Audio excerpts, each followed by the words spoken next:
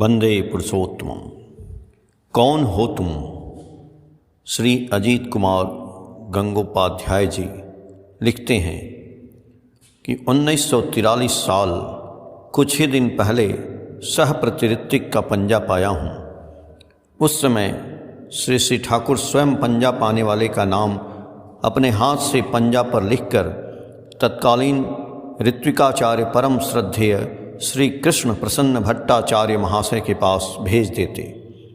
दीक्षा देने के लिए कहाँ जाऊँगा कुछ समझ नहीं पा रहा हूँ, इसलिए अपने पिता स्वर्गीय अनिल कुमार गांगुली से कुछ जानकारी प्राप्त किया। इससे पहले याजन परिक्रमा के क्रम में एक बार सह प्रतिऋत्विक स्वर्गीय हेमेन बागचीदा के साथ उत्तर बंगाल गया था। उन दिनों में कर्मियों के पास पैसा नहीं रहता था, पहनने के लिए कपड़ों का भी अभाव, भिक्षा कर ही सारी व्यवस्था करनी पड़ती थी। गुरु के पार्थिव संपत्ति रुपया पैसा लेने की बात तो वे लोग कभी सोचते भी नहीं थे, लेकिन उस समय किसी कर्मी के पास कुछ रहने पर वे सबको बांट देते थे। बचने का संबल था इष्ट नाम और उनके प्रति एकांतिक निष्ठा।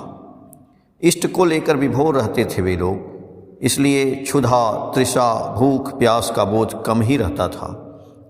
खैर कहाँ जाऊँ सोचते सोचते याद आई कूच बिहार टाउन के प्रमोद रंजन घोष की बात। वे वही प्रमोददा हैं जो BSc पास करने के बाद हिमायतपुर आश्रम जाकर श्री ठाकुर से जिज्ञासा किए थे कि आगे अब मैं क्या करूँगा। श्री ठाकुर ने उनको लॉ पढ़ने के लिए कहा था। श्री ठाकुर का निर्देश पालन कर लॉ की पढ़ाई पूर्ण करके कूच बिहार महाराज के चाकलाजात स्टेट में असिस्टेंट मैनेजर की नौकरी पाए और इस क्रम में तत्कालीन अविभक्त जलपाईगुड़ी जिला के देवीगंज गए। कूच बिहार उस समय कर टैक्स देने वाला राज्य था। श्री जगद्दी महाराजा थे। कुछ रुपया पैसा का उपाय कर मैं मार्च मास के अंत में रवाना हुआ। ईश्वरदी पार्वतीपुर होते हुए डोमार रेल स्टेशन पहुंचा। उन दिनों दार्जिलिंग मेल सियालदह से सिलीगुड़ी तक जाती थी। वहां से नैरो गेज लाइन की गाड़ी पकड़कर दार्जिलिंग जाया जाता था। इस ट्रेन से डोमार रेलवे स्टेशन पहुंचा। मार्च मास का शेष दिन प्रखर धूप। यहाँ से देवीगंज कितनी दूर है और कैसे पहुंचा जाएगा यह भी नहीं जानता। स्टेशन मास्टर महाशय को पूछने पर वे बोले कि यहाँ से 10-12 मील दूर होगा।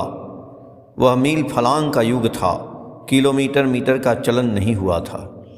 धूप में कहाँ जाऊँगा। स्टेशन प्लेटफार्म के एक बेंच पर बैठकर यह सोच रहा हूँ और कातर भाव से परम दयाल को पुकार रहा हूँ। वयस कम बिल्कुल युवक था।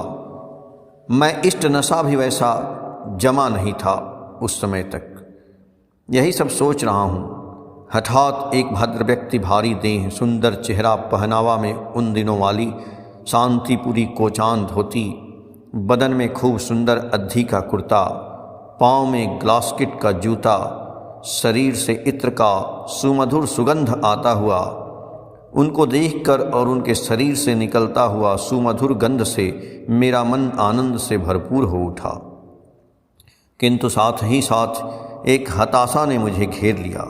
सोचा इस व्यक्ति ने तो दीक्षा नहीं ली है, इसको इतना ऐश्वर्य कहाँ से आया।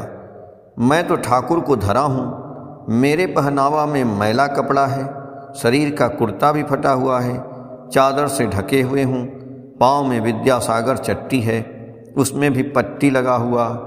नकारात्मक निराशा का भाव श्री ठाकुर के प्रति निराशा मेरे मन में हुआ। उस समय तो समझता नहीं था कि अभिमान नरक का मूल का भाव है।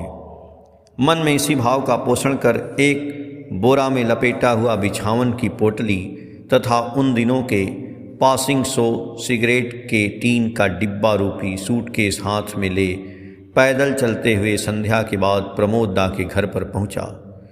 प्रमोददा कुछ ही क्षण पहले ऑफिस से घर पर आए थे। मेरे द्वारा समाचार भेजने पर वे घर से बाहर आए और मुझसे सारा विवरण सुनकर घर के भीतर ले गए। उस समय उनकी पत्नी वहाँ नहीं थी। मुझे हाथ मुंह धोने के लिए बोले, फिर अपने नौकर द्वारा मुझे चाय बिस्कुट भेजे। मैं यह सब खाकर राह की थकान मिटाने लगा। ब्राह्मण संतान जानकर उन्होंने मेरे लिए भोजन बनाने की सारी व्यवस्था कर दी। जीवन में कभी खाना नहीं पकाया था। बाप माँ का बड़ा और वंश का प्रथम संतान था मैं। अत्यंत आदर का था मैं। याजन कार्य के लिए बाहर जाते रहने के चलते ही अब जाकर सीखा हूँ भोजन बनाना। किस तरह भात दाल तरकारी पकाकर प्रमोद दा और मैं खाया और रात्रि विश्राम करने गया। अगले दिन सवेरे प्रार्थना आदि समाप्त कर श्रद्धेय प्रमोद दा के साथ ठाकुरबाड़ी का गप कर रहा हूँ। इसी समय डोमार से एक व्यक्ति आकर प्रमोद दा से बोला, आपके यहाँ पावना हिमायतपुर आश्रम से जो व्यक्ति आए हैं, मुझे उनकी ज़रूरत है। डोमार के आबकारी के इंस्पेक्टर दीक्षा लेंगे, इसीलिए मुझे भेजे हैं। मैं सोच रहा हूँ कि मेरे यहाँ आने की बात का पता इनको कैसे लगा, लेकिन यह पूछ नहीं सका। प्रमोद दा के साथ रात में बातचीत करने पर जाना कि यहाँ से 4-5 मील की दूरी पर लोहागाड़ा नामक एक गांव है। उस गांव के एक विशिष्ट किसान श्री सुरेंद्रनाथ राय हमारे गुरु भाई हैं। वर्तमान में उनके ही सुयोग्य ज्येष्ठ पुत्र श्री मणिभूषण राय उत्तर बंग के एक विशिष्ट शिक्षाविद हैं। वे हमारे गुरु भाई तथा श्री ठाकुर के पवित्र पंजाधारी कर्मी हैं। मैं सोच रहा हूँ कि इतनी दूर पैदल कैसे जाऊँगा। तभी श्रद्धेय प्रमोद दा मेरे डोमार जाने के लिए अपने सरकारी कार्य के लिए व्यवहारित हाथी की व्यवस्था कर दिए। जीवन में कभी निकट से हाथी देखा भी नहीं था, फिर कैसे उस पर चढ़ा जाएगा यह भी नहीं जानता। जो हो, एक भय का सा भाव लेकर महावत भाई के पास गया। वह बोला, कोई भय नहीं, हाथी के पीठ पर हौदा है, बैठने की सुंदर व्यवस्था है, यहाँ बैठेंगे। हाथी पर कैसे चढ़ा जाएगा यह भी नहीं जानता था। इतने बड़े हाथी के पीठ पर कैसे पहुँचूँगा सोच रहा हूँ। हठात महावत भाई हाथी को कुछ बोला और हाथी बैठ गया। मैं हाथी के पीठ पर चढ़कर बैठने की जगह पर बैठा। इस प्रकार डोमार पहुंचकर वहां के एक्साइज इंस्पेक्टर श्री केशव चंद्र सरकार के घर पहुंचा। वे मुझे देखकर खूब प्रसन्न हुए। दीक्षा लेने के लिए स्वामी स्त्री दोनों ही सवेरे से कुछ खाए नहीं थे। यथासमय दीक्षा की व्यवस्था हुई। दीक्षा देने के बाद जब श्री ठाकुर प्रणामी और ऋत्विक दक्षिणा की बात बोला तो वे ठाकुर प्रणामी के रूप में 100 से भी अधिक रुपया और मुझे खूब सुंदर धोती, कुर्ता, जूता और कुछ रुपया दिए।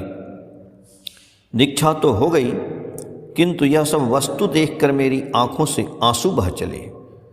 भद्र व्यक्ति मेरी आंखों में आंसू देखकर हकबक हो गए। वे सोच रहे हैं कि उनसे कोई भूल त्रुटि तो नहीं हो गई। साधारणतः दीक्षा लेने के बाद कोई कोई धोती, गमछा, चादर देते हैं, लेकिन कल के उस अपरिचित व्यक्ति जैसा व्यवहारित धोता, कुर्ता, जूता ये कैसे दिए? इतना ही नहीं, ये यह कैसे जाने कि मैं विद्यासागर चट्टी पहनता हूँ। मेरे अंदर से रुलाई फूट रही है। फफक फफक कर रो रहा हूँ। इस तरह से उस दिन की घटना शेष कर प्रमोद दा के बासा पर लौट आया। उसके बाद जलपाईगुड़ी के कई स्थानों में घूमते हुए 3 मास बाद हिमायतपुर ठाकुरबाड़ी वापस आया। श्री ठाकुर उस समय पूजनीय छेपुदा श्री ठाकुर के मध्यम भ्राता के घर के बरामदे पर पद्मा की ओर मुँह किए बैठे हुए थे।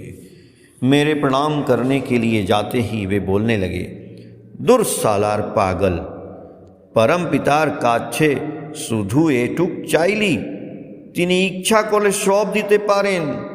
চাই বিশ্বাসের গম্ভীরতা, ভক্তির প্রবলতা, কর্মের দক্ষতা, চাই निष्ठा, अनुगत्य ও कृति संवेग।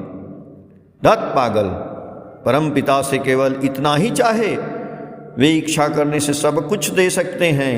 चाहिए विश्वास की गंभीरता, भक्ति की प्रबलता, कर्म की दक्षता, चाहिए निष्ठा, अनुगत्य और कृति संवेग। मैं हक्का भक्का रह गया, वाक रुद्ध हो गया। सोचने लगा, तुम कौन हो? तुम तो यहाँ बैठे हुए हो और 300 मील दूर की अनेक दिन पूर्व की घटना यह तुम कैसे जाने?